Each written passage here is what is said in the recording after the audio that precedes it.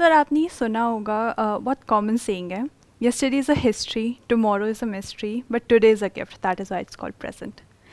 तो साइकोलॉजी में मतलब आपने नॉर्मली भी इसे बहुत तरीके से सुना होगा कि you should live in the present moment, B in the present, ऐसी बहुत सारी चीज़ें होती हैं। तो ये प्रेजेंट एक्चुअल में क्या है? अगर हम डिक्शनरी के पर्सपेक्टिव से इसको देखें तो इसे हेयर एंड नाउ, जो चीज़ आप अभी फील कर सकते हैं, एक्सपीरियंस कर सकते हैं, उन्हें कहते हैं प्रेजेंट। जैसे कि अभी किसी ने आपको टच किया, ये सारी चीज़ों को हम प्रेजेंट बोलते हैं। इसका ओरिजिन 14th सेंचुरी में फ्रेंच वर्ड प्रेजेंट या फिर लैटिन वर्ड प्रेजेंटम के थ्रू होता है, जिसे कहते हैं इमीडिएट या इंस्टेंटली जो चीज़ हुई हो उसे प्रेजेंट कहते हैं।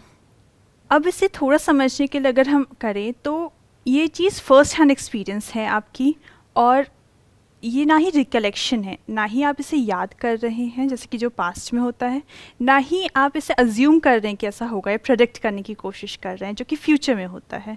ये अभी हो रहा है, आई एम नाउ। अब इसमें ये भी हो सकता है कि प्रेजेंट आपके लिए एक मोमेंट हो सकता है, प्रेजेंट आपके लिए पूरा दिन हो सकता है। ये काफ़ी सब्जेक्टिव है क्योंकि साइकोलॉजी में time is very subjective, it's your perception about the time.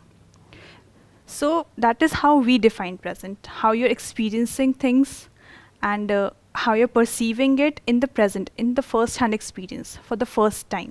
Basically time को हम दो पार्ट्स में डिवाइड कर सकते हैं, एक सब्जेक्टिव हो गया, एक ऑब्जेक्टिव हो गया। सब्जेक्टिव को हम बोल सकते हैं साइकोलॉजिकल टाइम, जो हमारे माइंड में चलता है, पास्ट, प्रेजेंट एंड फ्यूचर। और एक होता है क्रोनोलॉजिकल टाइम। क्रोनोलॉजिकल मतलब जो घड़ी चल रही है, जो कुछ घड़ी के हिसाब से हो रहा है, टाइम के हिसाब से हो रहा है। और एक हो गया साइकोलॉजिकली मेरा ये पास्ट, क्योंकि उसमें सेंटर में मैं आ गया। In this universe there is no me, जो होता है सो होता है। पानी अपने आप जब हीट आती है तो भाप बन जाता है, अपने आप ही बादल बन जाता है, अपने आप ही बारिश हो जाती है। तो कोई कर नहीं रहा है वहां पर, सब कुछ अपने आप हो रहा है। वो हो गया क्रोनोलॉजिकल टाइम, और एक हो गया साइकोलॉजिकल टाइम। तो अगर हम यहाँ से सेशन को शुरू करें कि ये जो दो तरह के टाइम है, that is psychological and chronological, आपके हिसाब से व्हाट इज क्रोनोलॉजिकल टाइम? अगर हम क्रोनोलॉजिकल टाइम को थोड़े इजी तरीके से समझने की कोशिश करें तो पहले के ज़माने के अकॉर्डिंग हम समझेंगे इसे कि सूर्य के उदय होने के साथ दिन हुआ और सूर्य के ढलने के साथ रात हो गई। जो कार्य आपके दिन में होने चाहिए वो आपने काम कर लिए, जो रात में होना चाहिए, आपको सोना है, आराम करना है, वो समय वही है। उसके अकॉर्डिंग ही लाइफ चलती है, उसी के अकॉर्डिंग आपका बायोलॉजिकल क्लॉक भी चलता है, अगर आपने देखा हो। तो इसे हम डिफ़ाइन कर सकते हैं क्रोनोलॉजिकल टाइम के अकॉर्डिंग। तो क्या हम इसको ये कह सकते हैं कि क्रोनोलॉजिकल टाइम और कुछ नहीं है, चेंज है? क्योंकि एक्चुअल में टाइम कहीं नहीं है फिजिकली, जैसे फिजिकली ऑब्जेक्ट है, इसको हम टच कर सकते हैं, बट टाइम और स्पेस एक्चुअल में कहीं भी नहीं है। But whenever something changes in space, और फिर हम उन दो पॉइंट्स को मेजर करते हैं, so that is time. Without measurement there is no time. क्योंकि अगर हम मेजर ही ना करें तो टाइम कहाँ है? मतलब दिन और रात को अगर हम मेजर करें, पहले देखें, अच्छा अभी अंधेरा है तो रात है, सूरज निकला हुआ है तो दिन है, तो हमने मेजर किया ना, तो हमने कहा ये दिन है, ये रात है। So something changes in space, कोई फॉर्म है जो बदल रही है एक्चुअल में, जिसको हम कहते हैं ना मिट रही है, बन रही है। वो ना तो वो मिट रही है ना वो बन रही है। जैसे हम कहते हैं कि ये बुलबुला इतने सेकंड्स तक रहा, अगर हमने मानो एक नदी में एक बुलबुले को देखा और स्टॉप वॉच लगा करके हमने उसको देखा, तो हम क्या कहना चाह रहे हैं कि पानी की वो जो फॉर्म है वो इतनी देर तक रही। तो वो हमने मेजर किया, कब बना तो हमने बोल दिया क्रिएशन, कब तक रहा हमने बोला प्रिजर्वेशन, फिर कब मिट गया हमने बोला destruction. That change of the form of water which is actually formless. So that change of form, if we measure it, that is basically chronological time. Yeah. Without change there is no time. So is with your body.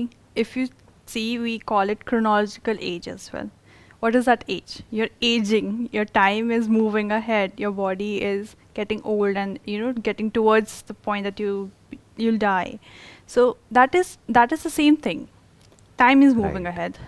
हम या तो ये कह सकते हैं कि time आगे बढ़ रहा है क्योंकि टाइम एक्चुअल में कहीं नहीं है, या फिर हम ये कह सकते हैं जिसको मेजर किया जा सकता है ऑब्जेक्टिव यूनिवर्स में, कि कुछ बदल रहा है, बॉडी बदल रही है, या फिर कुछ भी हम कह सकते हैं कि something is changing in the body, that's why we are saying that time exists.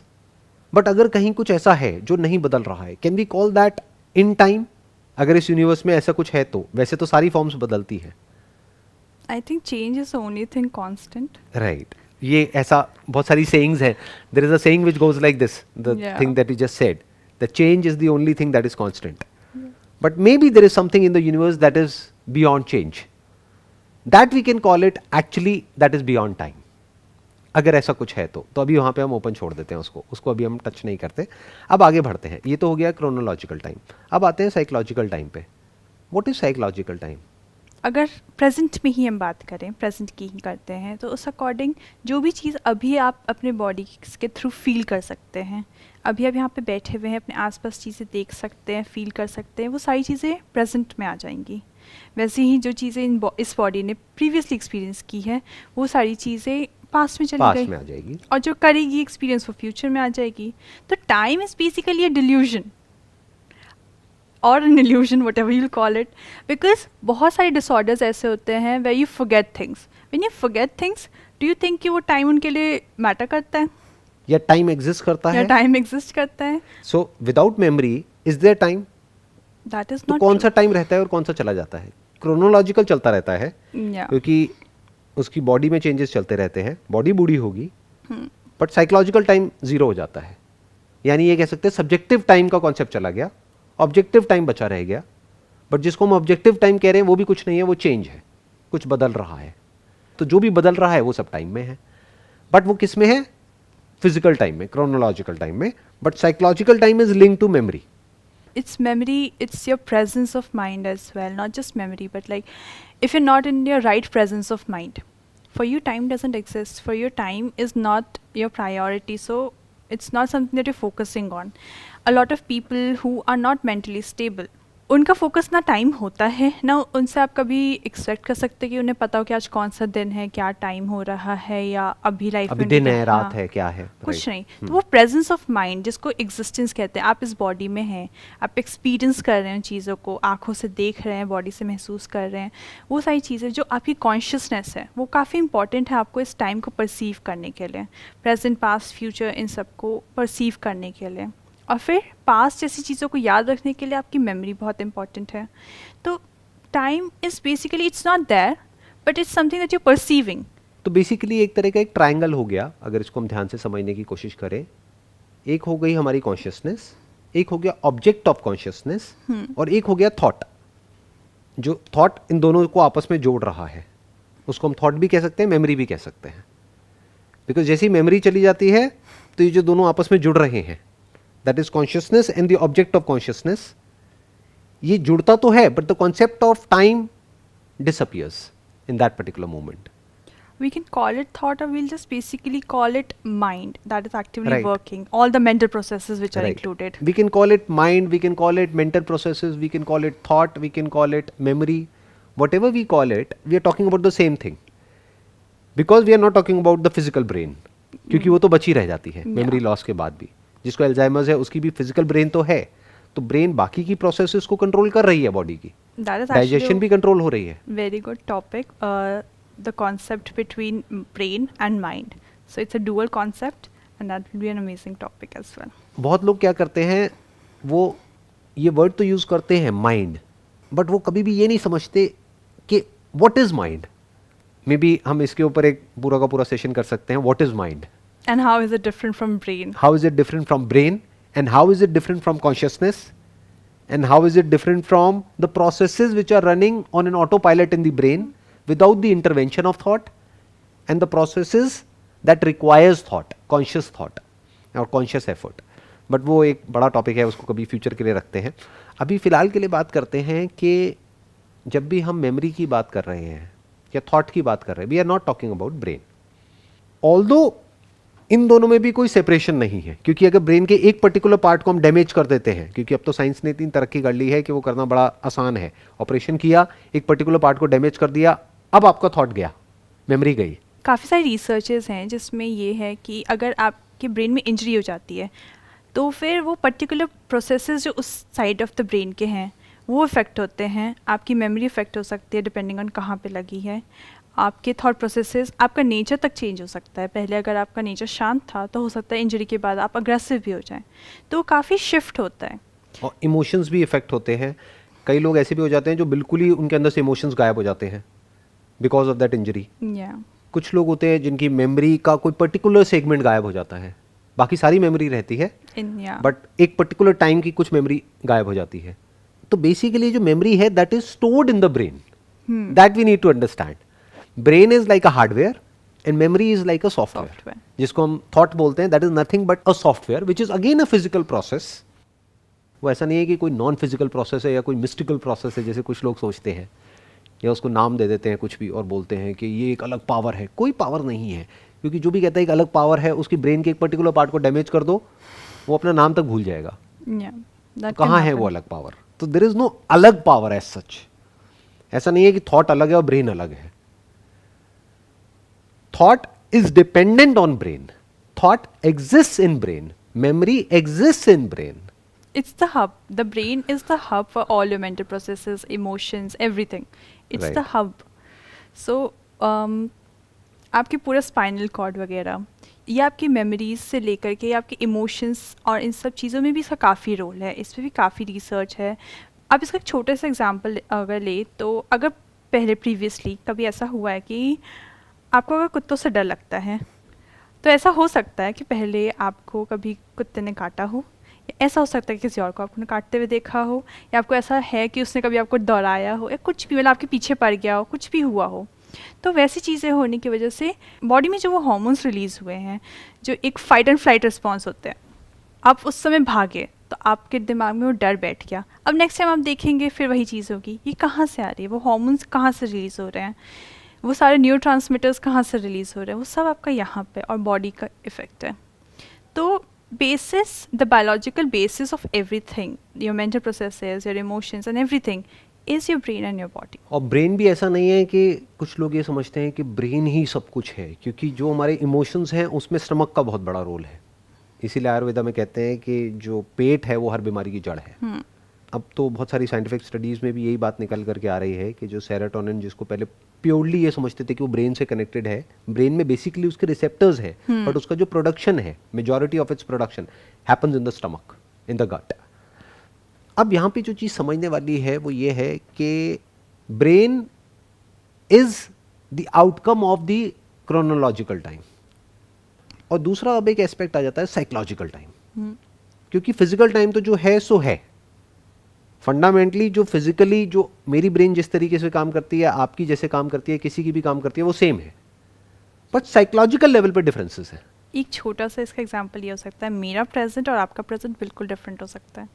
एक ही टाइम पे सुबह 10:30 बजे आप अपना ब्रेकफास्ट कर रहे हो सकते हैं और मैं शायद सो के उठूँ, राइट, या शायद सोए हुए हो, या शायद सोए हुए हो, हाँ। या फिर मैं कहीं और हूँ, आप कहीं और है, कुछ और कर रहे हैं। राइट। तो अब हम इस पे फोकस करते हैं कि ये जो साइकोलॉजिकल टाइम है, ये जो सब्जेक्टिव एक्सपीरियंस है, ये क्या है। और अगर हम इसको समझ सकते हैं तब हम समझ सकते हैं एक्चुअल में कि ये प्रेजेंट मोमेंट क्या है। नहीं तो लोग बात करते हैं प्रेजेंट मोमेंट की और मेरे से क्वेश्चंस भी पूछते हैं कि how to live in the present moment, as if कि किसी और मोमेंट में रहना पॉसिबल है। Can you not live in the present moment? Is it possible? Because even if you are thinking about the past और the future, you are thinking in the present. तो अब आराम से ठंडे दिमाग से समझने की कोशिश करते हैं कि ये प्रेजेंट क्या है। अगर इस प्रेजेंट मोमेंट में मैं बैठ करके पास्ट के बारे में सोच रहा हूँ या फ्यूचर के बारे में सोच रहा हूँ, या प्रेजेंट मोमेंट में जो भी कुछ हो रहा है उसको देख रहा हूँ, तो क्या हम उसको प्रेजेंट कह सकते हैं according to you? Psychological definition के अकॉर्डिंग नहीं, बट हाँ क्रोनोलॉजिकली तो बिल्कुल आप टाइम प्रेजेंट में ही हैं। बट क्यों नहीं कह सकते? क्योंकि आप अपने आसपास की चीज़ों को नोटिस ही नहीं कर रहे हैं। अगर आप पास्ट में सोच रहे, बहुत बार ऐसा होता है कि हम मूवी देख रहे होते हैं या आप ड्राइव कर रहे हैं, व्हाट हैपेंस इज आप अगर सोच में चले गए, कुछ टाइम के बाद you come out of your thinking and you like, अच्छा मैं यहाँ तक पहुँच गया, मुझे पता नहीं चला। तो अगर हम उस वक्त प्रेजेंट मोमेंट में नहीं थे तो गाड़ी चल कैसे रही थी? बिकॉज बॉडी इज ट्रेंड, अगर वो मसल ट्रेनिंग काइंड ऑफ कहते हैं कि अगर आपको आदत हो गई कुछ करने की, तो आपने देखा होगा कि एक टाइम के बाद आपको कॉन्शियसली आप ड्राइव नहीं करते हैं कि मुझे अब गियर लगाना ही है, अब ये करना ही है। कुछ टाइम के बाद बस हाथ गियर पे पहुंच जाता है कि अब ज़रूरत है स्टीयरिंग, अब इधर जाना है। जब तक आपको अगर रास्ता पता है, जब आपको पता है कि आपको घर से ऑफिस रोज़ जाना है और यही रास्ता है, आप देखेंगे कि बॉडी अपने आप वर्क कर रही होती है। नहीं, बट यहाँ पे क्या समझना ज़रूरी है कि सिर्फ मसल्स अपने आप काम नहीं कर रही है, पूरी की पूरी कॉन्शियसनेस उसमें इन्वॉल्व है। क्योंकि रास्ता तो सेम है लेकिन रोज उस रास्ते पर कुछ अलग हो रहा है। ट्रैफिक अलग है। कल बाइक ने ऐसे करके ओवरटेक नहीं किया था, लेकिन जैसे ही कोई ओवरटेक करता है तो ब्रेक लग जाता है, तो that means that person is there, वो तो वहां पर है, साथ साथ में कुछ और भी सोच रहा है। Divided तो attention. कॉन्शियसनेस में दो चीजें चल रही हैं, एक है जो सबकॉन्शियस लेवल पे चीजें कंट्रोल हो रही है, यानी कि गाड़ी चल रही है, एक है कॉन्शियसली वो कुछ सोच रहा है ऑफिस में जो हुआ उसके बारे में या जो कल करना है उसके बारे में। बट हम क्या सबकॉन्शियस को पास्ट बोलते हैं? क्या बोलेंगे इस सबकॉन्शियस को, क्या बोलेंगे? वो जो गाड़ी चल रही है, इज इट प्रेजेंट मोमेंट और it is not present moment? या फिर अभी आप मुझे देख रहे हो, क्या ये प्रेजेंट मोमेंट है, या मेरे बारे में जो सोच रहे हो वो प्रेजेंट मोमेंट है? ये दोनों ही प्रेजेंट में आ जाएंगे, बिकॉज अगर मैं आपको देख रही हूँ, मैं आपके बारे में ही सोच रही हूँ, तो फिर वो आपसे रिलेटेड ही है इस वक्त। अच्छा, तो अगर अभी आप देख मुझे रहे हो लेकिन सोच कुछ और रहे हो, मेरी आवाज सुन रहे हो लेकिन आपका ध्यान कहीं और है, तो क्या उसको प्रेजेंट कहेंगे या नहीं कहेंगे? उसे डिवाइडेड अटेंशन में आ जाएगा। आपकी आधी अटेंशन आपके प्रेजेंट में है, फिर भी आपकी आधी कहीं और है। तो आप ये कह रहे हो कि वो डिवाइड हो गई अटेंशन, लेकिन हो तो सब कुछ प्रेजेंट में ही रहा है, दैट इज फॉर श्योर, इसमें कोई डाउट नहीं होना चाहिए। क्योंकि आप चाहे मुझे देख करके मेरे बारे में सोचो, चाहे मुझे देख करके किसी और चीज के बारे में सोचो, अल्टीमेटली तो ये जो ब्रेन जो एक स्क्रीन के जैसी है, इस पर एक परसेप्शन आ रही है, यानी एक सेंसेशन आ रही है, प्लस उससे रिलेटेड थॉट आ रहा है। वो थॉट क्या है? That name given to that particular thing. अगर इसको हम ब्रेक डाउन करें, आराम से ठंडे दिमाग से समझने की कोशिश करें, तो ये जो प्रेजेंट मोमेंट है इसको हम दो कैटेगरीज में डिवाइड कर सकते हैं। एक तो हो गई हमारी 5 तरह की सेंसेशन जो हमको 5 अलग अलग सेंसेस से हो रही है। जैसे कुछ स्मेल होता है, कुछ दिखता है, कुछ सुनाई देता है, कुछ टच होता है, कुछ टेस्ट होता है। ये सब आ गई हमारी सेंसेशंस, जिसको हम प्रेजेंट बोलते हैं। कि अभी यहाँ पे टच हुआ तो मुझे पता लगा, तो ये कब है, ये कहाँ है, ये प्रेजेंट मोमेंट है। बट अब इसके बारे में मैं कुछ सोच रहा हूँ कि अच्छा टच है, बुरा टच है, ये जानवर का है, इंसान का, ये सब कहाँ से हो रहा है? ये सब मेमोरी से हो रहा है। तो साइकोलॉजी के पर्सपेक्टिव से देखा जाए तो उसको पास्ट कह सकते हैं, इसको हम प्रेजेंट कह सकते हैं। कुछ सुनाई दे रहा है, अभी आपको मेरी आवाज आ रही है, तो आप कहोगे ये प्रेजेंट मोमेंट है। बट आई क्वेश्चन दैट कि क्या ये एक्चुअल में प्रेजेंट है?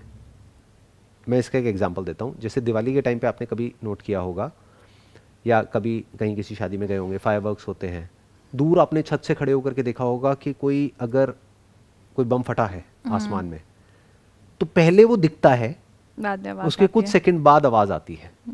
तो दोनों में से प्रेजेंट क्या है?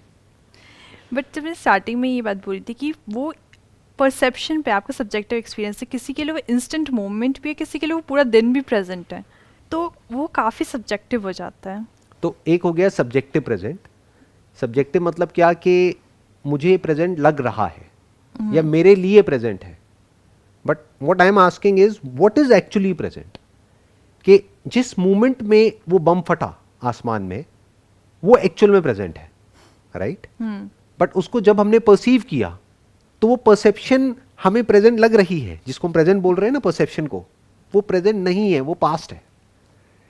हम प्रेजेंट को परसीव कर ही नहीं सकते हैं, और अगर कर सकते हैं तो that has to be immediate, So without the 5 senses. If there is a 6th way of perceiving something that is immediate, not through the senses, that we can actually call it as present. Otherwise everything is past. देखना, ध्यान से समझना। आपने कई बार note किया होगा, एकदम से कहीं पे कुछ गर्म लगता है पैर पे, जब तक हमें पता लगता है या हमारा रिएक्शन होता है, तब तक तो वो जल चुका होता है। पहले जलता है, बाद में पता लगता है। अगर उसी मोमेंट में पता लग जाए तो हम बच जाएंगे। बट वहां लगा, फिर वो सेंसेशन धीरे धीरे ब्रेन तक पहुंची, कुछ सेकंड्स लगे। तो जब तक हमें पता लगा, जिसको हम प्रेजेंट समझ रहे हैं, वो तो एक्चुअल में पास्ट है, क्योंकि वो तो पहले हुआ, फिर हमें पता लगा। पहले होता है, फिर दिखता है, because there is always space between the object of perception and the instrument through which we are perceiving. Without space there can't be any perception. तो जिसको भी हम प्रेजेंट कह रहे हैं ना एक्चुअल में, वो एक्चुअल में पास्ट है। जिसको भी हम प्रेजेंट समझ रहे हैं, कन्वीनियंस के लिए हम बोल सकते हैं कि ये प्रेजेंट मोमेंट है, बट एक्चुअल में नहीं है। क्योंकि एक्चुअल में जो भी कुछ हो रहा है, जैसे मानो आसमान में, मैंने वो एग्जांपल दिया था कि बम फटा, तो जिस वक्त वो आवाज हुई, उस वक्त आप उसको नहीं सुन सकते, उसके कुछ सेकंड्स बाद सुन रहे हो, depending upon the distance in space. For example वहां पे वो कैमरामैन बैठे हैं, क्योंकि वो डिस्टेंस ज़्यादा है तो उनको थोड़ी देर बाद सुनाई देगी मेरी आवाज़, आपको जल्दी सुनाई देगी क्योंकि आप पास बैठे हो, वो दूर है। तो आप क्या कहोगे, मेरा प्रेजेंट ये है, उनका प्रेजेंट वो है। सब्जेक्टिविटी। सब्जेक्टिव हो गया ये तो एक्चुअल में हम रियलिटी को एज इट इज तो देख ही नहीं रहे हैं। So do you think actual that में is जो होता possible? है, एवरीथिंग इज पॉसिबल। हम पहले ही ये क्यों सोच रहे हैं कि वो पॉसिबल है या नहीं है? पॉइंट ये है कि जिसको भी हम प्रेजेंट कह रहे हैं, क्या वो एक्चुअल में प्रेजेंट है? And are we actually interested in perceiving the present? Are we curious to know what is present, और we are just interested in living in the present moment which actually does not make any sense? क्यों? क्योंकि अगर किसी इंसान को actual में present moment में ला करके बिठा दिया जाए ना, तो कुछ होगा ही नहीं करने के लिए। माइंड तो चाहिए ना। अभी आपने गाड़ी चलाने का एग्जांपल दिया था, उसके लिए भी माइंड चाहिए, कुछ भी करने के लिए माइंड चाहिए। और माइंड पूरी तरह से अगर प्रेजेंट मोमेंट में आ गया ना किसी इंसान का एक्चुअल में, तो पागल हो जाएगा।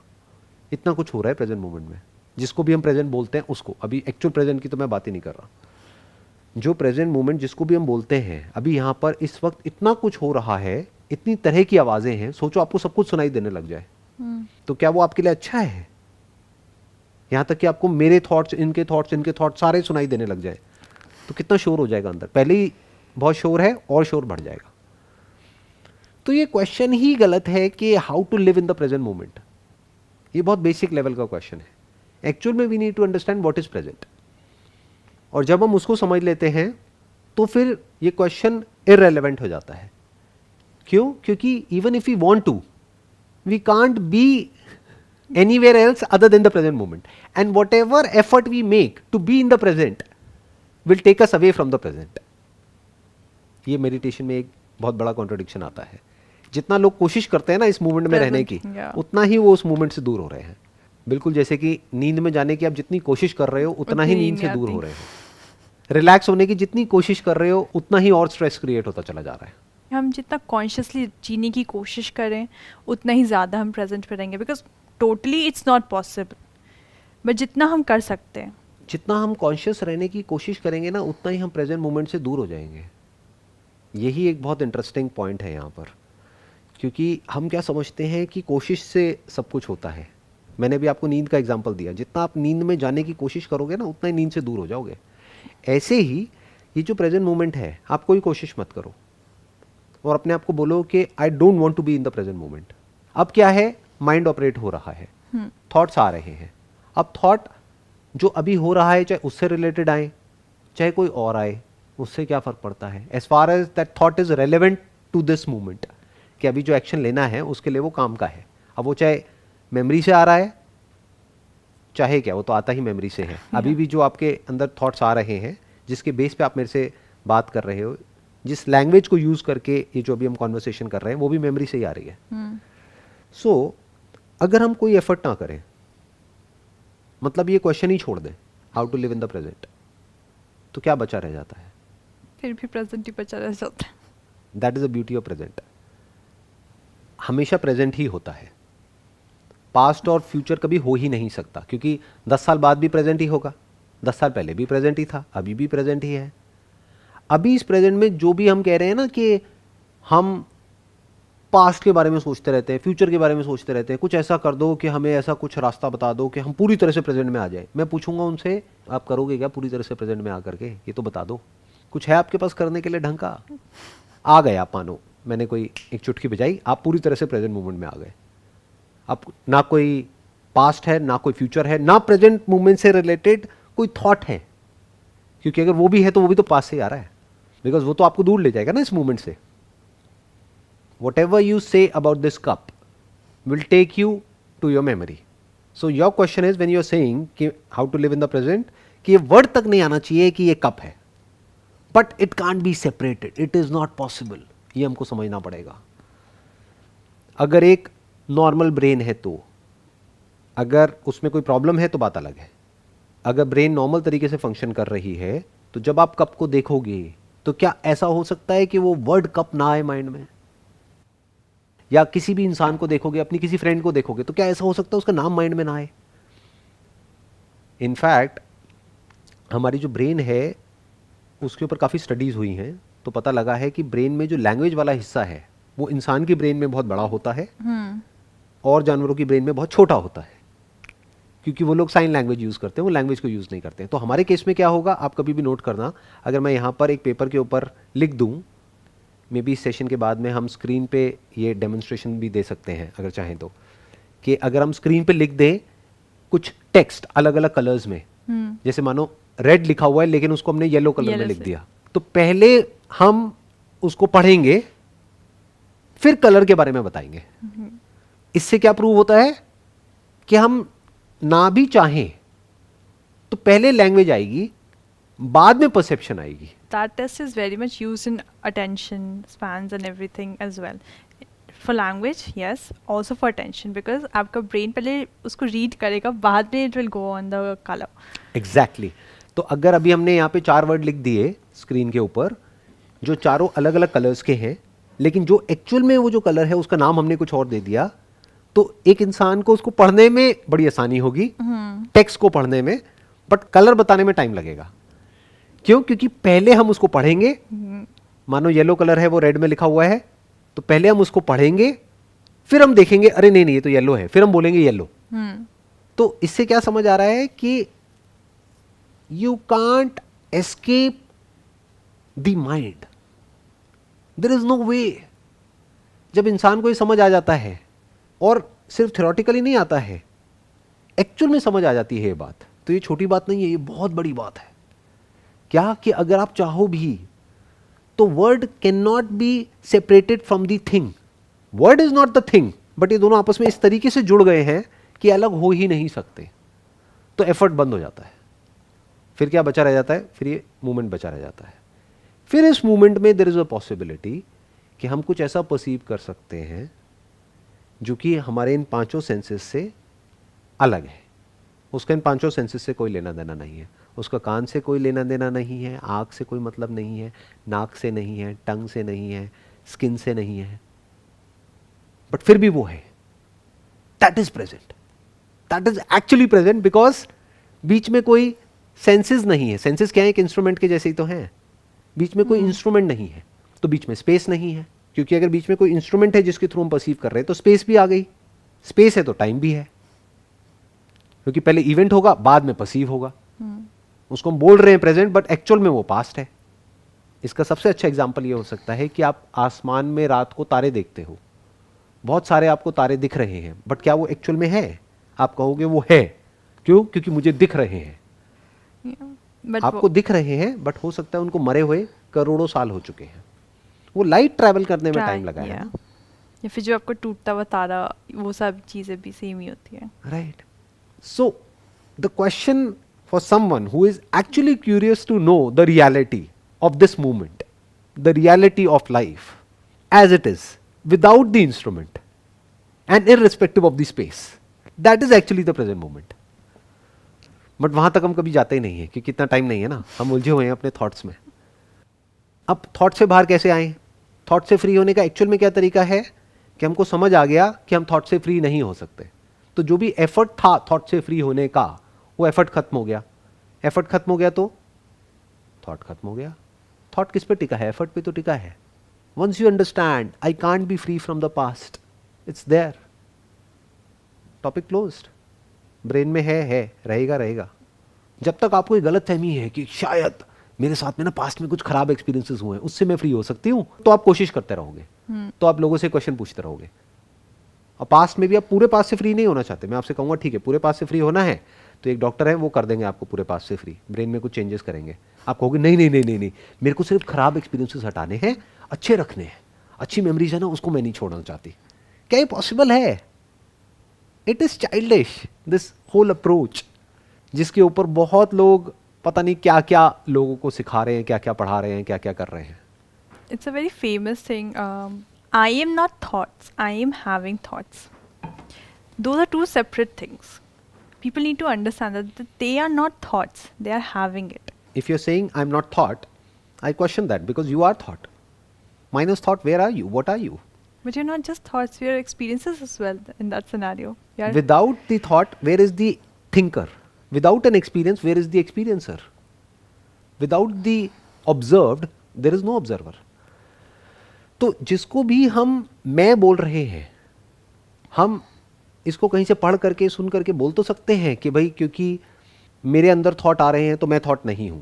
थियोरटिकली हम बोल सकते हैं, बट जब तक कि हम एक्चुअल में नहीं देख लेते कि हम क्या हैं, आर वी जो भी कुछ परसीव हो रहा है या जो भी कुछ मेमोरी में पड़ा हुआ है, और अगर इन दोनों को हम हटा दें तब भी क्या कुछ बचा रह जाता है. सोचो, ये बॉडी क्या है अगर एक इंस्ट्रूमेंट ऑफ परसेप्शन नहीं है तो अगर हम अपने पांचों सेंसेस को हटा दें मतलब एक्चुअल में ना हटाएं, बट वहां से जो भी परसेप्शंस हो रही है उसको हटा दें अपनी इंक्वायरी के लिए, और मेमोरी में जो भी कुछ है उसको हटा दें, उसके बाद क्या बचा रह जाता है? वो हम है. बट वो है क्या? What is that? तब तो हम कह सकते हैं कि आई एम नॉट थॉट. लेकिन अगर हम वहीं जी रहे हैं तो हो क्या रहा है? हम एक्चुअल में वही हैं लेकिन बोल कुछ और रहे हैं. क्यों? क्योंकि बोलने में वो अच्छा लगता है. The moment I ask you who are you, what are you, जो भी आप बोलोगे वो सब मेमोरी से आ रहा है या फिर आप कहोगे क्योंकि मैं देख रही हूं इसलिए मैं हूं. जैसे एक बहुत फेमस सेइंग है, एक फिलोसोफर ने बोला था, I think therefore I am. वो कहां तक गया? वो एक लेवल तक गया. उसने कहा मैं थॉट के आगे नहीं देख पा रहा कि क्या है. तो उसने कहा क्योंकि मैं सोच पा रहा हूं इसलिए मैं कह सकता हूं कि मैं हूं. बट हम क्या बोल रहे हैं? मैं हूं विदाउट इवन थॉट. तो गहरी नींद में क्या हम होते हैं? नहीं होते हैं, जिसको भी हम मैं कहते हैं या मैं समझते हैं. जागते हुए हम होते हैं, सपने में हम होते हैं. तो क्या हम एक सपना ही नहीं है? और जो हम सपने में होते हैं वो अलग होता है, और जागते हुए हम अपने आप को बोलते हैं हम ये हैं. तो दोनों में से हम क्या हैं? दोनों ही तो एक सपना है, दोनों ही तो पास्ट पे टिका है, दोनों ही तो मेमोरी पे टिका है, दोनों ही तो स्टोरी है, दोनों ही तो थॉट है. तो रियलिटी क्या है? क्या रियलिटी भी एक थॉट है या रियलिटी थॉट से अलग है? 3 लेयर्स हो गई इसकी. एक लेयर हो गई जो भी मेमोरी हमारे अंदर पड़ी हुई है, जो ऑपरेट करती है थ्रू लैंग्वेज. एकदम सब कुछ देखते हैं तो पहले माइंड में आता है कि वो क्या है, हम उसको लैंग्वेज में कन्वर्ट करते हैं, अच्छा ये है. और अगर हमें समझ ही नहीं आता है ना कि वो क्या है या किसके जैसा है और किससे मिलता जुलता है, तो हम डरने लग जाते हैं. That is fear of the unknown. कोई ऐसा इंसान आ जाए जो बिल्कुल ही जिसकी अलग शक्ल है, एक आंख है, 2 नाक है, एक कान है, तो इंसान डरेगा, चाहे वो बिल्कुल भी डरावना ना हो. चाहे ऐसा इंसान जिसकी 2 आंखें हैं, एक नाक है और वो है, वो एक्चुअल में बहुत डरावना हो, बट उससे इंसान नहीं डरेगा. ऐसे ऐसे लोग होते हैं जो क्रिमिनल से भी गए गुजरे हैं, बट देखने में बड़े अच्छे लग रहे हैं, उनकी फोटो बड़ी अच्छी लग रही है, तो उससे इंसान नहीं डरेगा. क्यों? क्योंकि फेमिलियर है. राइट. बट जैसे ही कोई ऐसा कुछ दिखेगा जो हमको नहीं पता है तो इंसान डरने लग जाएगा.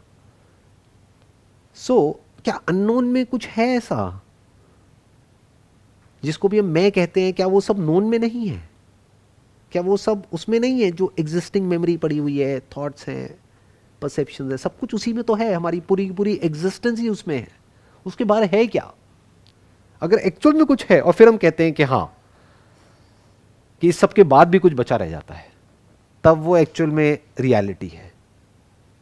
यानी वहां पर कोई गैप नहीं होना चाहिए between the observer and the observed. It must be immediate. मतलब कुछ ऐसा जो इसी मोमेंट में यहीं पर है और वो हमेशा रहता है, आता जाता नहीं है. क्योंकि जो आता जाता है वो बनता मिटता है, वो टाइम में है.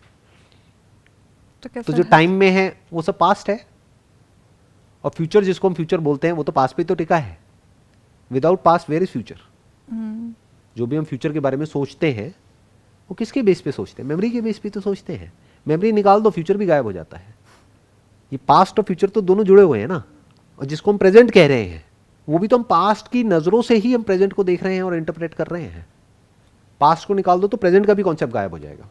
आई थिंक हमने कन्वीनियंस के लिए एक रेफरेंस पॉइंट बना रखा है कि ये मेरा प्रेजेंट है, इससे पीछे वाला पास्ट था, इससे आगे प्रेजेंट फ्यूचर. तो वो एक रेफरेंस पॉइंट है जिससे सारी चीज़ें हमें लगता है ईजी हो जाती है. एक्चुअल में सब कुछ पास्ट है. सब कुछ मतलब सब कुछ.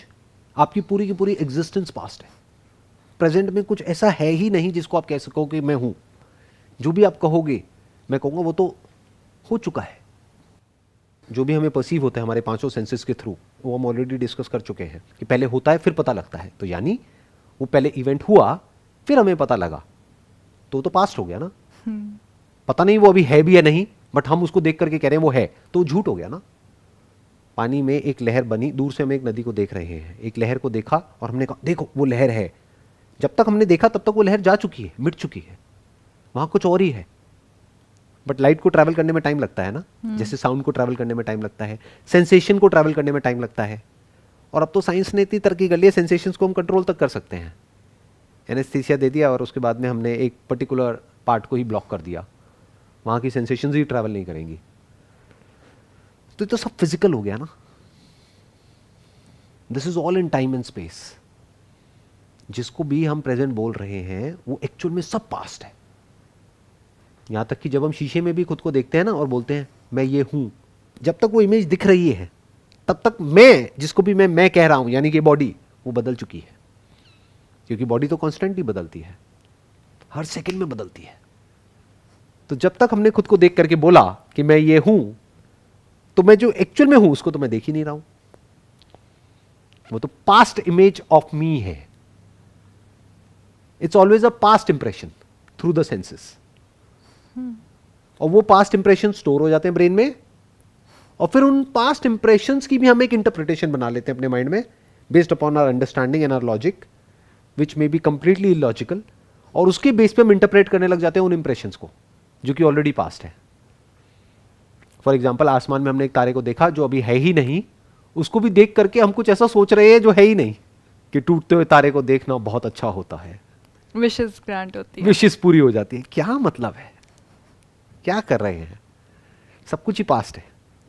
और टूटते हुए तारे को देख रहे हैं, वो तो कब का टूट के जा चुका है, अभी इस वक्त थोड़ी टूट रहा है, उसको तो टूटे हुए करोड़ों साल हो चुके हैं, बट हमारे लिए अभी टूट रहा है।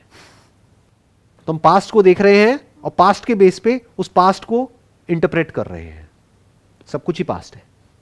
प्रेजेंट क्या है, ये अपने आप में एक बहुत बड़ा क्वेश्चन है। अगर कोई सिंसियरली, ऑनेस्टली, अपनी पूरी क्यूरियोसिटी के साथ, पूरी अटेंशन के साथ इस क्वेश्चन को पूछने लग जाए ना, तो कुछ बहुत इंटरेस्टिंग निकल के आ सकता है वहां से। पास्ट को हिंदी में बोलते हैं भूत। भूत मतलब वो जो नहीं है। वर्तमान मतलब क्या? वर्तमान मतलब जो अभी है। और वो जो है, क्या वो मुझसे अलग है?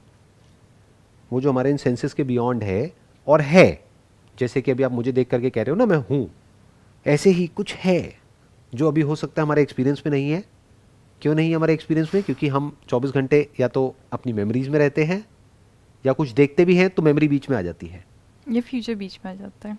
मेमोरी में सब आ गया, पास्ट, प्रेजेंट, फ्यूचर, टाइम आ जाता है बीच में। टाइम में क्या होता है? फॉर्म होती है, फॉर्मलेस टाइम में नहीं होता है। तो may be, I am just saying, it may or may not be true, may be there is something here अभी इसी मोमेंट में जो फॉर्मलेस है, लेकिन वो है, जिसको हम परसीव कर सकते हैं, बट अपने सेंसेस के थ्रू नहीं, ना मेमोरी के through. But that is direct perception, जिसके लिए हमको अपने सेंसेस की जरूरत नहीं है, मेमोरी की भी जरूरत नहीं है। It's more real than this reality, this so called reality, which is basically virtual reality. दिखता कुछ है, होता कुछ और है। फॉर एग्जाम्पल, ये दीवार आपको दिख रही है, इसी को अभी आप किसी और इंस्ट्रूमेंट के थ्रू देखने लग जाओ, एक्सरे मशीन के थ्रू, तो कुछ और दिखने लग जाएगा यहाँ पर, इसके आर पार दिखने लग जाएगा। तो सच क्या है दोनों में से? वो जो आपको अपनी आंखों से दिख रहा है या वो जो एक्सरे मशीन से दिख रहा है? रियलिटी एक्चुअल में क्या है दोनों में से? आप कहोगे मेरे लिए ये रियलिटी है, बट आप ही के लिए एक्सरे मशीन के थ्रू रियलिटी कुछ और है। तो अब आपके लिए दो रियलिटी है, एक एक्सरे मशीन के थ्रू, एक अपनी आंखों के थ्रू। तो दोनों में से सच क्या है और झूठ क्या है? दोनों ही सच है आपके लिए। तो यहां तो कंफ्यूजन है, कॉन्फ्लिक्ट है। जिसकी मैं बात कर रहा हूं वहां पे कोई कंफ्यूजन नहीं है, कोई कॉन्फ्लिक्ट नहीं है, क्योंकि एक ही है, दो है ही नहीं। I am talking about the essence of this universe, the material cause of everything. हमारी कॉन्शियसनेस, नॉट योर कॉन्शियसनेस और माई कॉन्शियसनेस, बिकॉज जिसको आप बोलते हो ना माई consciousness, that is basically the content of consciousness. तो अगर कोई इसको इन्वेस्टिगेट करे, देखे कि इसके अलावा भी कहीं कुछ है क्या, is there something more to the senses and the memory in life, या फिर यही सब कुछ है? अगर यही सब कुछ है तो हम टाइम में हैं, और जो टाइम में है उसको मरने से दुनिया की कोई ताकत बचा नहीं सकती। जो बना है वो मिटेगा, जो बना है वो मिटेगा। तो क्या कुछ ऐसा है जो बना ही नहीं है, जो पिछले हजारों लाखों करोड़ों सालों में बना ही नहीं है, लेकिन है? तो अगर कुछ ऐसा है तो फिर हमको अपने आप से क्वेश्चन पूछना है कि क्या मैं उससे अलग हूं और वो मुझसे अलग है, या मैं वो ही हूं? क्योंकि अगर मैं वो ही हूं तो मुझे मिटाने का कोई तरीका नहीं है. Then death is not possible, it is impossible to die, क्योंकि फॉर्मलेस नहीं मिटता है ना. तो आई होप इसको यहीं पे रैप अप करते हैं. जो रेगुलरली मेरे को पिछले कई सालों से सुन रहे हैं, देख रहे हैं, वो समझ गए होंगे मैं किस तरफ इशारा कर रहा हूँ. आपके लिए थोड़ा सा मुश्किल हो रहा होगा अभी. नहीं, मुझे थोड़ा बहुत समझ में आ रहा है कि आप बोलना क्या चाह रहे हैं.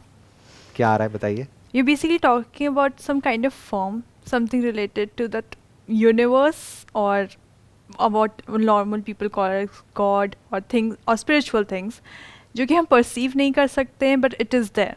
परसीव कर सकते हैं बट सेंसेस के थ्रू नहीं कर Senses सकते. के थ्रू नहीं कर सकते हैं. डायरेक्ट परसेप्शन है, क्योंकि जो सेंसेस के थ्रू है वो तो पास्ट है. तो प्रेजेंट को हमें इमीडिएटली परसीव करना पड़ेगा. मतलब उसमें एक सेकंड का भी फर्क नहीं होना चाहिए, उसमें बीच में स्पेस नहीं होना चाहिए. That has to be instant. मतलब वो किसी फिल्टर के थ्रू नहीं होना चाहिए. सेंसेस क्या है, एक फिल्टर की तरह हो गए ना, एक इंस्ट्रूमेंट की तरह हो गए. तो बीच में कोई इंस्ट्रूमेंट नहीं होना चाहिए, कोई फिल्टर नहीं होना चाहिए. It has to be direct. और वो जिसको भी हम कॉन्शियसनेस कहते हैं उससे पहले भी एग्जिस्ट करना चाहिए, नहीं तो वो भी पास्ट हो जाएगा. That is there even before the consciousness arises.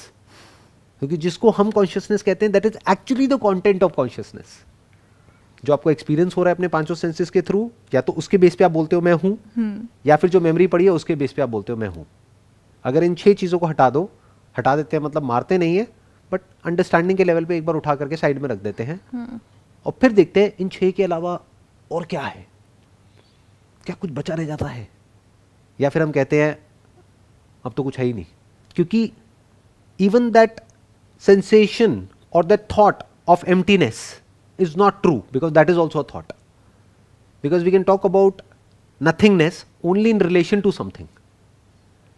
देखो, जो लोग मेडिटेशन करते हैं ना, वो बात करते हैं कि मैंने ध्यान किया, फिर बीच में ना एक ऐसी स्टेट आ गई जहां पे कुछ भी नहीं था.